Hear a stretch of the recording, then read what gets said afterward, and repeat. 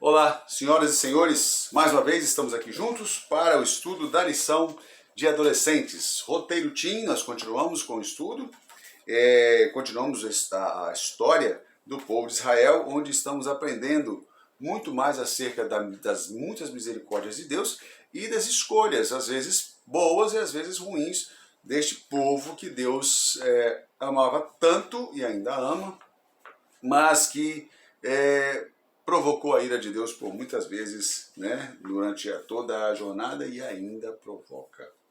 E aí é um problema para nós, viu? Nós temos que pensar nisso. Hora de escolher, ok? É a lição do trimestre. E a lição da semana traz o título Disciplina e Amor. Me lembra daquele texto da Bíblia que diz que Deus repreende e castiga a todos quantos ama. Vamos orar comigo para nós darmos início ao estudo? Pai querido e amado, nós queremos agradecer ao Senhor mais uma oportunidade que o Senhor nos dá, de estarmos aqui abrindo a Tua Palavra, a lição da Escola Sabatina também, e estudarmos um pouco mais acerca das Tuas bênçãos e também acerca dos Teus atos de misericórdia com o povo de Israel. Lá o Israel físico e agora aqui entre nós, ou conosco, o Israel espiritual. Ilumina nossa mente, abra nossa visão espiritual para que possamos entender e enxergar os planos do Senhor para nós. Oramos em nome de Jesus. Amém. Vamos lá? Bom, nas semanas passadas aí, as 2 semanas talvez, eu aboli o óculos, mas é difícil, viu? Não tem jeito. A gente chega numa fase da vida que tem que aceitar alguns auxílios aí, o óculos é uma delas. Então vamos lá? A lição ela traz como texto para memorizar, ou texto para nós estudarmos, o texto de Números, no livro de Números, capítulo 21, versículo 8, então eu leio assim. O Senhor lhe disse, faça uma réplica de uma serpente venenosa e coloque-a no alto de um poste. Todos os que forem mordidos viverão se olharem para ela. Então é sempre, ou na maioria das vezes, condicional às bênçãos de Deus. A Washington, mas e outras bênçãos? Olha, o ar que respiramos, o alimento, na maioria das vezes, né, para a maioria das pessoas, mesmo bons ou não, essas bênçãos são incondicionais. Né? Algumas bênçãos são incondicionais, ou seja, Deus dá a todos incondicionalmente. Mas existem bênçãos condicionais. E quais bênçãos são essas? Se eu ando com Jesus, fatalmente ou naturalmente vou entender qual é a sua vontade. Entendendo qual é a sua vontade, naturalmente vou administrar melhor as bênçãos que ele certamente pretende entregar em minhas mãos. Então, assim, é uma questão de relacionamento. Tudo na vida é uma questão de relacionamento.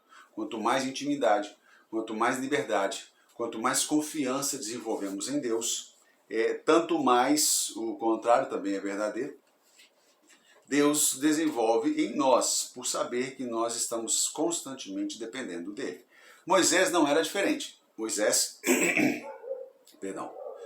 tinha um relacionamento muito próximo com Deus. E por causa disso, Deus sempre o enxergou como esse instrumento hábil para fazer o seu trabalho.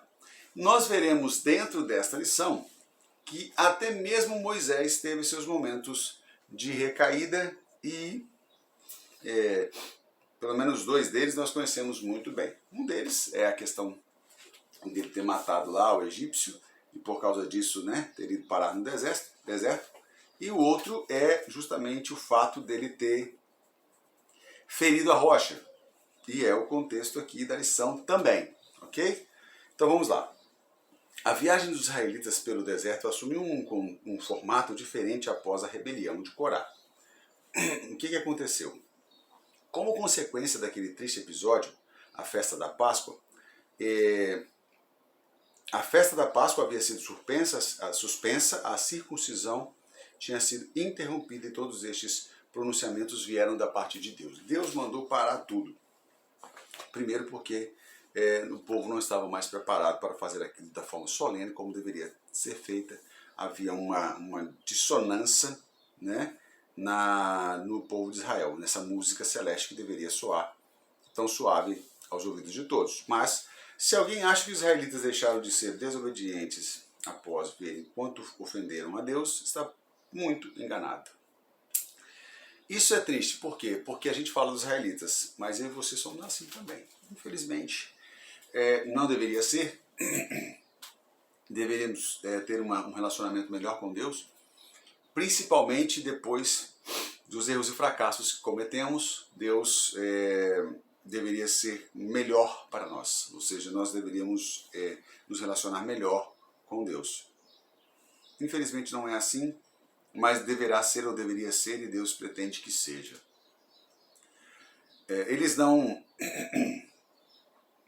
apenas continuaram reclamando, mas parecem ter afetado Moisés e Arão com suas queixas.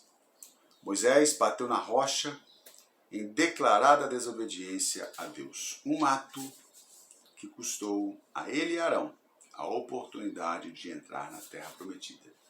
Gente, essa parte da história de Moisés é realmente muito triste, porque, ao mesmo tempo que triste para ele principalmente, para nós por conhecermos o fim, mas triste porque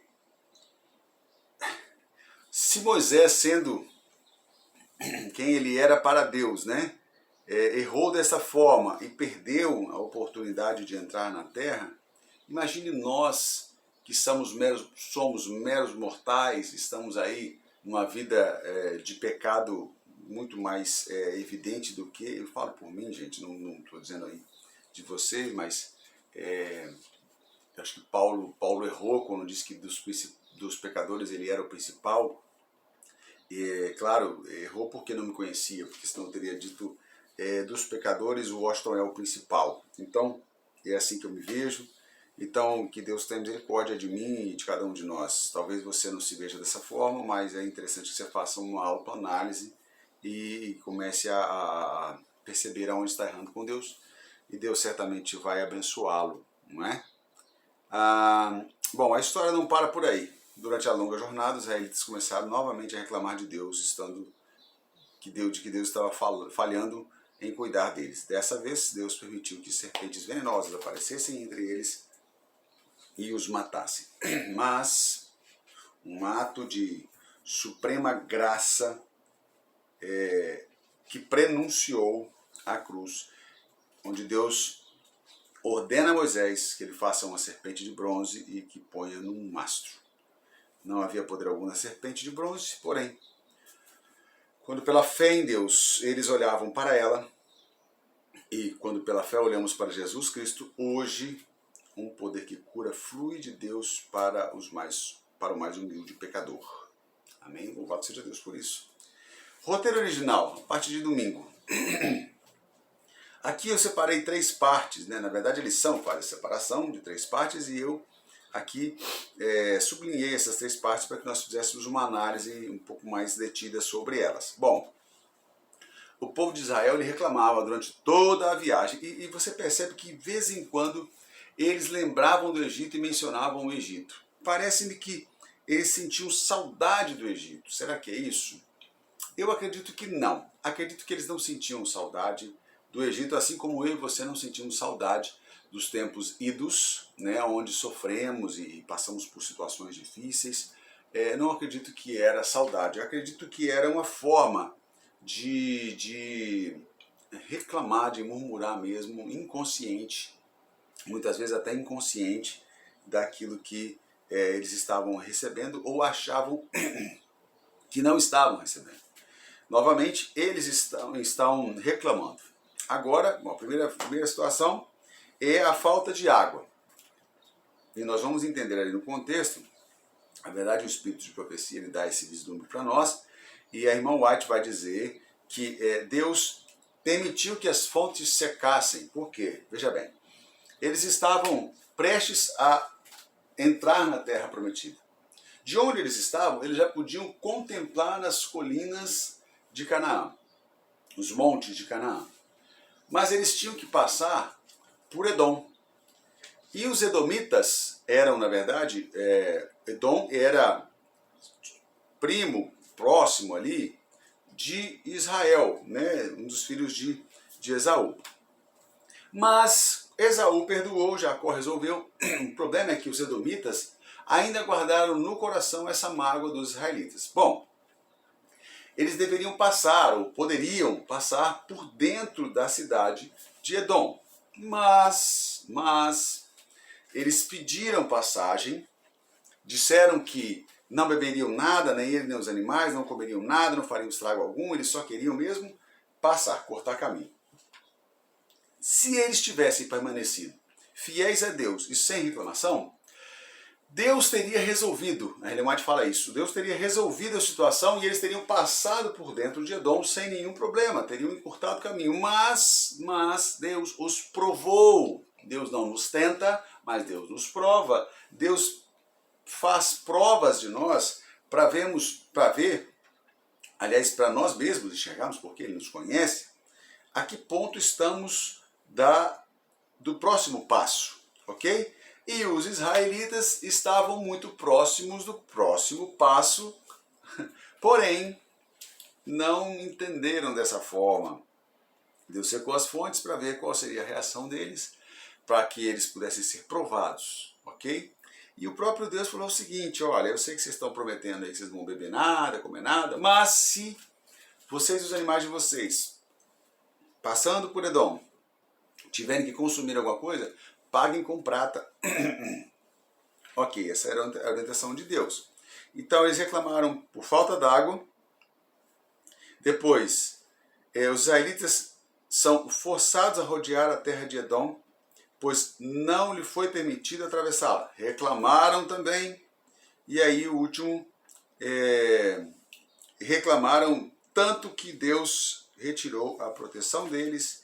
E agora o que nós vemos é uma invasão de serpentes venenosas. Na verdade, não foi uma invasão, né? Quem estava invadindo o território das serpentes eram eles. E agora, sem a proteção divina, as serpentes fariam o seu trabalho natural, que era o de picar eles ali e causar dor e morte, né? O texto ali é o texto de Números capítulo 20, versículos de 1 a 5, depois 14 a 18, 21 de 4 a 8. Aí vai chegar no texto que nós lemos. Então nós vamos ler aqui o Números 20, de 1 a 5. E aí eu leio da seguinte forma. Números 20, de 1 a 5 primeiro. Vamos lá. Chegando os filhos de Israel, toda a congregação, ao deserto de Zim, no mês primeiro, o povo ficou em Cádiz, e Miriam morreu ali, e ali mesmo foi sepultada. Não havia água para a congregação, então se reuniram contra Moisés e Arão. E o povo contendeu com Moisés, dizendo, de novo, veja que é a mesma frase, quem dera tivéssemos perecido quando pereceram nossos irmãos perante o Senhor. De que situação eles estavam falando? Eles estavam falando daquilo que acabou de acontecer com Coré e Datã e Abirão, ou Corá, Datã e Abirão, e os 250 príncipes, e outros mais que morreram. E por que trouxestes a congregação do Senhor a este deserto para que morramos aqui, nós e nossos animais? Bom, essa aqui é a frase que eles estavam constantemente repetindo. Foi por não haver sepulcros no Egito? Quer nos matar no deserto? De vez em quando eles estavam falando isso aí. Imagine eles murmurando o tempo inteiro no ouvido de Moisés. A coisa ia ficar cada vez mais irritante, né? E por que nos fizeste subir do Egito para nos trazer a este lugar mau? Lugar onde não há semente, nem de figos, nem de vides, nem de romãs, nem tem água para beber. Nem tem água para beber, né? Pois é, Deus tinha feito jorrar água, Deus tinha transformado a água amarga em água doce, eles não tinham falta de nada, mas agora reclamavam de tudo. Você já passou por isso? Já reclamou de tudo? Por falta de tudo, tendo tudo? Difícil, né? Imagine como Deus enxerga essas coisas, né? Vamos lá. Agora o versículo 14, do versículo 14 ao versículo 18. Depois Moisés de Cádiz, mandou mensageiros ao rei de Edom, é aquele contexto que eu já passei para vocês, dizendo: assim diz o teu irmão Israel, sabes todo o trabalho que nos sobreveio, como nossos pais desceram do Egito e nós no Egito habitamos muitos dias, e como os egípcios nos maltrataram a nós e a nossos pais. Clamamos ao Senhor, e ele ouviu a nossa voz e mandou-nos um anjo, nos tirou do Egito. Moisés faz uma narrativa bonita, né? E eis que estamos em Cádiz, cidade na extremidade dos teus termos, ou seja, que faz divisa aí com a tua cidade, a cidade de a terra de Edom. Deixa-nos, pois, passar pela tua terra. Não passaremos pelo campo, não passaremos pelas vinhas, não beberemos água dos poços, iremos pela estrada real, não nos desviaremos para a direita e nem para a esquerda até que passemos pelos teus termos, ou seja, pelas tuas fronteiras. Porém, Edom lhe disse: não passarás por mim, para que eu não saia com a espada ao seu encontro. O negócio engrossou, né? Como diz o ditado, o caldo engrossou. Agora, números 21, os versículos 4 a 8, leio assim: então partiram do monte Or pelo caminho do mar vermelho, a rodear a terra de Edom. Porém, a alma do povo angustiou-se naquele caminho, e o povo falou contra Deus e contra Moisés: por que nos fizesse subir de novo do Egito para que morrêssemos nesse deserto? Pois aqui nem pão, nem a água, nem há pão, né? E nem a água. Será que não tinha pão, gente? Será que não tinha água? Eles comiam maná, era o pão dos anjos. Então veja, não há pão e não há água. E a nossa alma tem fastio deste pão vil. Nós estamos enojados deste pão do demônio. Irmãos, o pão do demônio, que eles estavam dizendo aqui, era o maná. Era o pão que desceu do céu. Você sabe, num sentido figurado aqui, simbolicamente, eles estavam rebelando-se contra o próprio Deus e falando que Cristo era um pão do demônio. Porque este maná que caía do céu representava nada menos do que o próprio Cristo, o pão vivo que desceu do céu. E este povo estava agora dizendo que este pão era um pão vil, um pão do demônio. Então o Senhor mandou entre o povo serpentes ardentes que picaram o povo e morreu muita gente em Israel. Por isso o povo veio a Moisés dizendo: olha só, isso soa muito familiar. Nós somos assim, meus irmãos, nós somos assim. Misericórdia. Havemos pecado porquanto temos falado contra o Senhor e contra ti. Ora ao Senhor que tire de nós essas serpentes. Eu vou dizer para vocês um negócio. Moisés era um cara muito tranquilo. Eu agiria diferente, mas sou eu, né? Então Moisés orou pelo povo. Moisés era diferenciado mesmo, viu? Vamos lá? Moisés orou pelo povo. E aqui eu coloquei dois textos que são interessantes para nós. Em tudo dai graças, porque esta é a vontade de Deus em Cristo Jesus para conosco. Esse é o primeiro texto. O segundo texto. Isso que eu coloquei para responder para mim as minhas necessidades. Em tudo dai graças. E o outro texto é: todas as coisas cooperam ou concorrem para o bem daqueles que amam a Deus e são chamados segundo o seu propósito. Meus irmãos, em tudo dai graças. Não é fácil, porque nós somos murmuradores por excelência, mas em tudo dai graças. Bom, a lição até pergunta assim, né? Que confortos especiais os israelitas podem ter tido no Egito como escravos? Nenhum. Porque eles queriam voltar, aquilo que eu mencionei, queriam voltar por afronta a Deus, não por necessidade nem por desejo. Você se esquece algumas vezes de onde Deus te tirou, e essa é uma pergunta retórica, guarde no seu coração, mas responda para Deus. Não deixe Deus no vácuo não em relação a isso, até porque Ele sabe, conhece o nosso coração, não é? Bom, agora a parte do Zoom, né, onde nós vamos ampliar um pouco ali o estudo da lição. E aí o texto-chave da semana é um dos versos mais estranhos da Bíblia. Deus orienta Moisés a fazer uma serpente de bronze e amarrá-la num poste, e quem olhasse para ela viveria. Porque Deus recomendou que Moisés fizesse isso em vez de curar todas as pessoas com uma única palavra. Aí vem a resposta.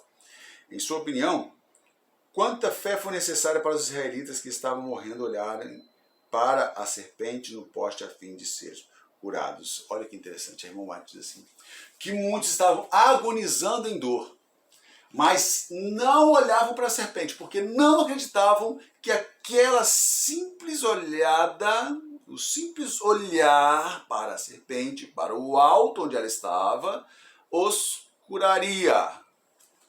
Lhe soa familiar, porque para nós muitas vezes parece simples demais olhar para Jesus e ser curado. Por isso não há cura, porque muitos eram os que apertavam Jesus ali naquela multidão, mas só uma pessoa tocou Jesus, esperando receber dele poder. Nem sempre é um ato de fé, muitas vezes é o desespero e a falta de recursos que nos faz acreditar na cura, né, nas fontes mais estranhas possíveis. Porém, não pode haver cura genuína se não houver fé. Sem fé é impossível agradar a Deus. Quem escreveu isso? Eu escrevi aqui na minha lição. Deus, Ele nos... Oh, que difícil demais, né? Essa luz é muito forte. Mas enfim, eu escrevi na lição aqui, Deus me deixou escrever isso aqui e louvado seja o Senhor, porque é assim que tem que ser. O objetivo em si, não, o objeto na verdade, né, em si não tinha poder algum se a pessoa não exercesse a fé, foi o que eu falei agora.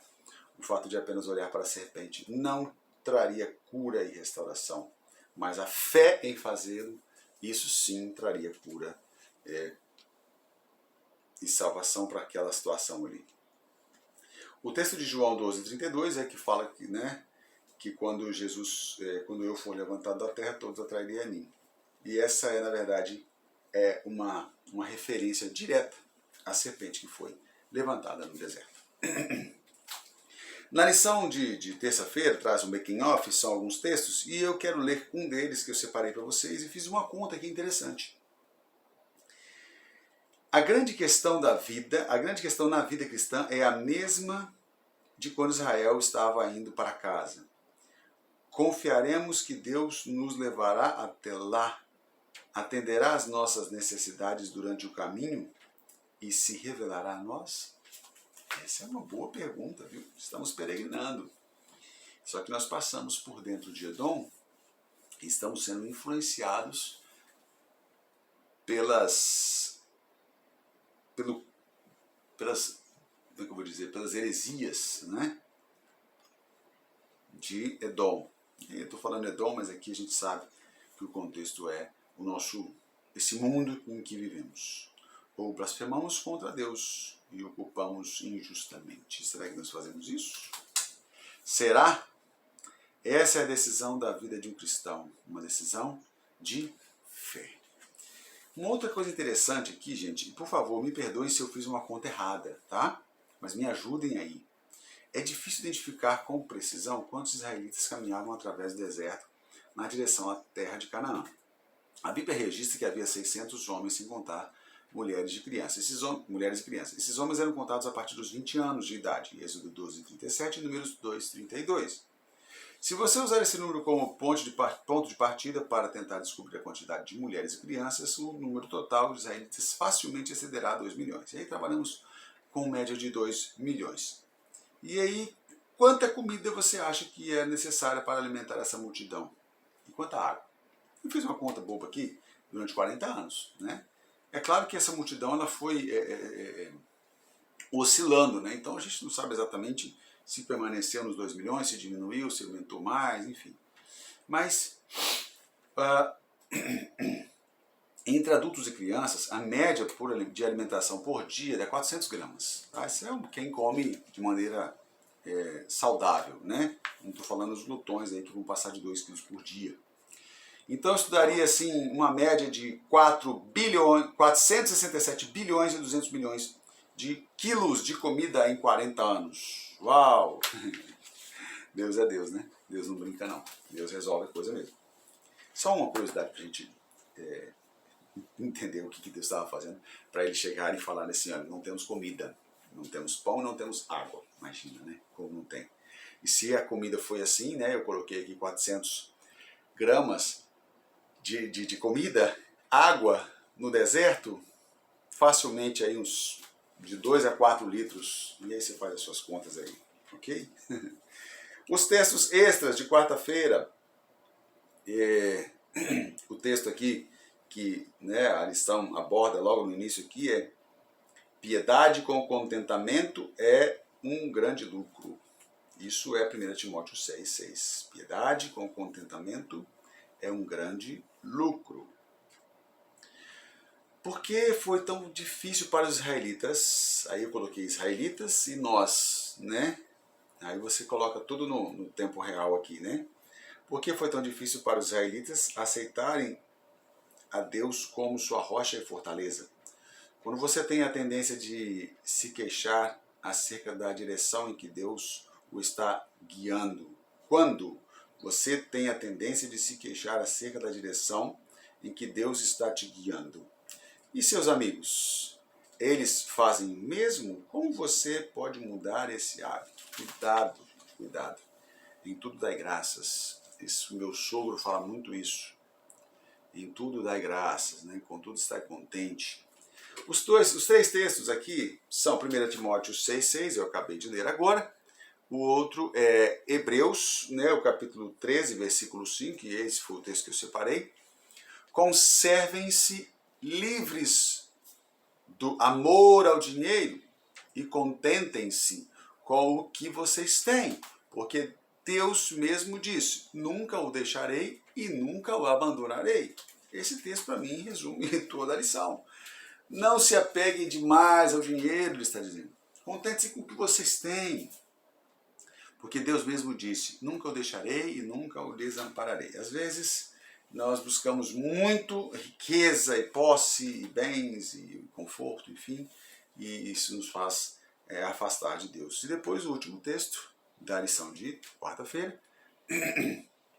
é o Salmo 31, versículo 3. Sim, tu és a minha rocha e minha fortaleza, por amor do teu nome, conduze-me e guia-me. Um texto fantástico também. A lição de quinta-feira nos traz uma visão panorâmica. Aí a gente entra dentro do espírito de profecia, onde a serva do Senhor, Ellen White, profetisa levantada por Deus, ela nos mostra as entrelinhas da história, onde podemos contemplar com um pouco mais de profundidade, né, a história bíblica. Quando os israelitas estavam reclamando da sede no deserto, o que Deus disse para Moisés fazer? Sede no deserto, primeiro. O que Moisés fez? Como Deus reagiu à desobediência de Moisés? Por causa do ato de bater na rocha, e aí agora a lição mesmo vai respondendo, né? Moisés bateu na rocha, feriu a rocha. Moisés foi proibido de entrar na terra prometida. Que punição para um único ato de desobediência. Aí você pode parar e pensar assim, Deus foi muito tirano fazendo isso com Moisés. Moisés era um homem consagrado, fez tudo certinho até ali, mas ali ele feriu a rocha. E Deus tirou dele o direito de entrar na terra prometida porque ele feriu a rocha. Poxa, mas é uma coisa tão simples, não é? Pois é, não é tão simples assim, ok? Muitos questionam por que Deus foi tão duro com Moisés, considerando que Moisés suportou tanta coisa nas mãos do povo teimoso. Pois é. Com certeza Deus poderia ter lhe dado uma folga. Alguém pode ter argumentado, né? Mas aí vem a situação. Deus explica para nós. Moisés demonstrou certa falta de fé em Deus em um momento crucial. Aliás, mais do que isso, Moisés e Arão assumiram um poder que pertence somente a Deus. E se você ler o que está ali escrito, você vai ver que Moisés, ele disse o seguinte. Moisés falou o seguinte, quer ver?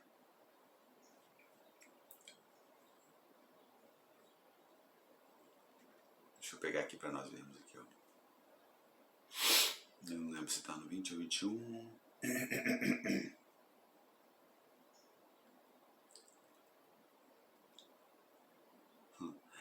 É que o texto, ele está mais destacado aqui no livro Os Escolhidos. Mas você sabe qual foi a frase que Moisés disse? Moisés falou assim, aqui, ó. Ah, não é aqui. Aham. Me dá só um segundinho aí, gente. Eu sei que é.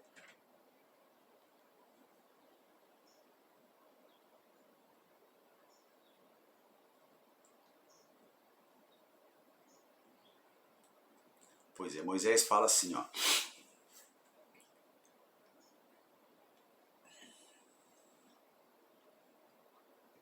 Eu não separei esse texto, tá? Por isso que eu estou aqui procurando ele.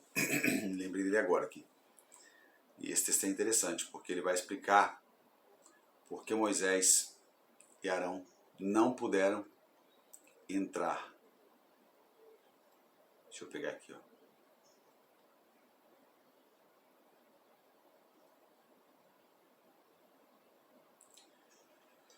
Ele falou sem refletir, né? Aqui, achei. A expressão que Moisés usou foi: será que te teremos? Ele falou dele e de Arão, hein? Será que teremos que tirar água para vocês? Será que teremos que tirar água dessa rocha para lhes dar? Será que nós teremos que tirar água da rocha? Moisés e Arão assumiram um poder que pertence somente a Deus. Sua liderança foi comprometida. Deus não podia, depois de ter fulminado tanta gente lá por causa do pecado de rebelião, poupar Moisés por ter tido um ato de rebelião contra Deus. Por isso Moisés foi privado de entrar na terra prometida, porque Moisés levantou-se contra Deus nessa simples, entre aspas, atitude, que não era tão simples assim, aliás, não era nada simples, ok? Deus foi justo e misericordioso também com Moisés. Exatamente, porque Deus não permitiu que ele entrasse na terra prometida, mas eu e você conhecemos o final da história de Moisés. E aí, a lição pede para nós lermos o capítulo 37, o capítulo 38 do Livro dos Escolhidos, que é simplesmente fantástico. Não deixe de ler. O deserto, Ellen White fala aqui, né, no Livro dos Escolhidos, página 247, a lição separa um pequeno postzinho aqui, que diz assim: o deserto serviu como um instrumento para educar a geração que crescia. Vê, é só você colocar para o nosso tempo hoje, né? Nossa peregrinação neste deserto está nos ensinando.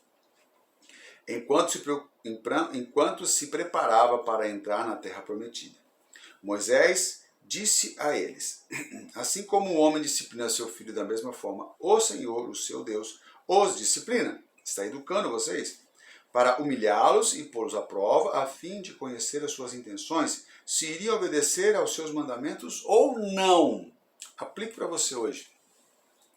E por último, e não menos importante, sexta-feira off. E a gente vai fechando aqui a lição dessa semana. Já estou excedendo o tempo, estamos com 34 minutos. Há algumas pessoas que alegam que não existe graça divina no Antigo Testamento. Já viu isso? Antigo Testamento, lei, Novo Testamento, graça. A lei e a graça andam juntas. Dizem que é um registro de pessoas teimosas sendo reprimidas por um Deus zangado. A lição dessa semana declara categoricamente que isso não é verdade. A graça de Deus, a misericórdia de Deus se mostrou ali a eles. Por direito, Deus poderia ter exterminado todos os israelitas no deserto, e ninguém poderia ter discutido com ele, pois a penalidade para o pecado é a morte, como está Romanos 6:23. O Senhor até mesmo se ofereceu para fazer isso, mas Moisés pleiteou com ele várias vezes, fazendo com que Deus amenizasse sua punição contra seu povo. Quando ele estava com fome, ele os alimentou. Quando estava com sede, lhes deu água de beber. Quando eles se recusaram a obedecer, ele enviou pragas sobre eles. Deus estava disciplinando o povo, mas em todos os casos, Deus os impediu de dizimarem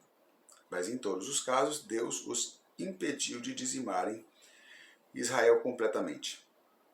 Ele até mesmo prenunciou o Calvário e o ato de amor de Jesus Cristo, né, ao erguer aquela serpente ali, ok?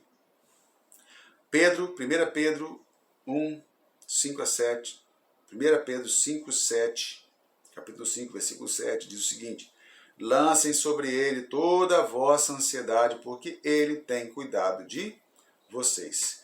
Os dois pensamentos aqui que nós vamos ler para finalizar, diz o seguinte: elogie a ponte que você atravessou.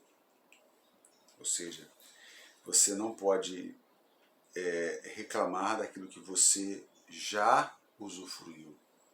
É aquele velho ditado popular, né? Não pode cuspir no prato e comeu.